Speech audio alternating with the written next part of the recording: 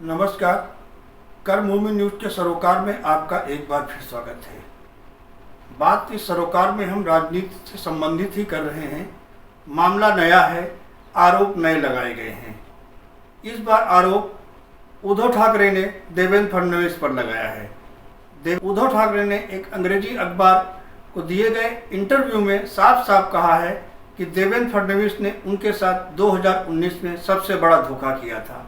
देवेंद्र फडणवीस ने उनसे वादा किया था कि वे महाराष्ट्र की राजनीति छोड़कर दिल्ली चले जाएंगे और आदित्य ठाकरे को वे मुख्यमंत्री की जिम्मेदारी सौंपेंगे। इसके लिए वे आदित्य ठाकरे को पूरी तरीके से तैयार भी करेंगे, लेकिन ऐसा न करते हुए उनके साथ विश्वासघात किया है।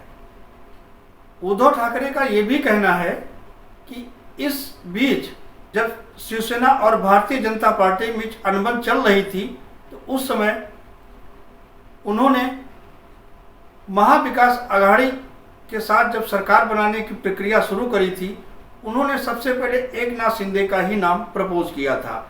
लेकिन एकनाथ शिंदे के नेतृत्व में काम करने के लिए कांग्रेस पार्टी का कोई भी नेता तैयार नहीं था।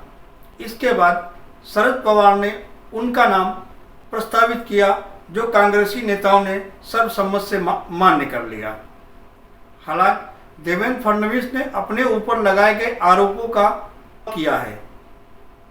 उन्होंने साफ साफ शब्दों में कहा है कि उद्धव ठाकरे एकदम झूठ बोल रहे हैं। उन्होंने ऐसा कोई उनके साथ वादा नहीं किया था। उद्धव ठाकरे ने जो आरोप लगाए हैं वो पूरी तरीके से हास्यास्पद हैं। हालांकि इन आरोप लगाए जाने के बाद लोकसभा चुनाव के बीच राजनीति में एक नई बहस छिड़ गई है। माना जा रहा है कि उद्धव ठाकरे ने यह आरोप सिर्फ सहानुभूति वोट बटोरने के लिए आरोप लगाए हैं। अब देखना यह है इन आरोपों के बाद सहानुभूतिदाताओं की सहानुभूति उद्धव ठाकरे को मिलती है कि नहीं, या भारतीय जनता पार्टी का अपना जो उद्देश्य है महाराष्ट्र में 45 सीट जीतने का जो लक्ष्य निर्धारित किया है वो पूरा कर पाएगी।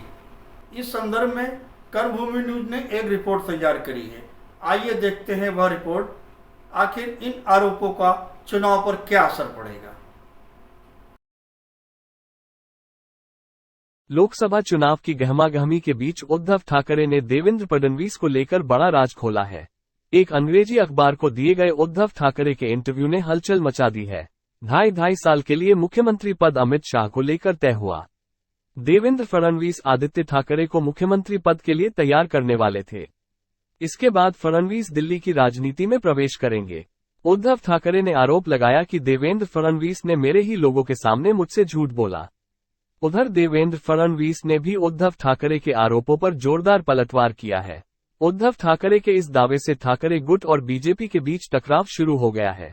अपने इंटरव्यू में उद्धव ठाकरे ने अमित शाह पर भी निशाना साधा और कहा कि 2014 में जब मोदी प्रधानमंत्री बने तो ऐसा लगा जैसे सपना सच हो गया।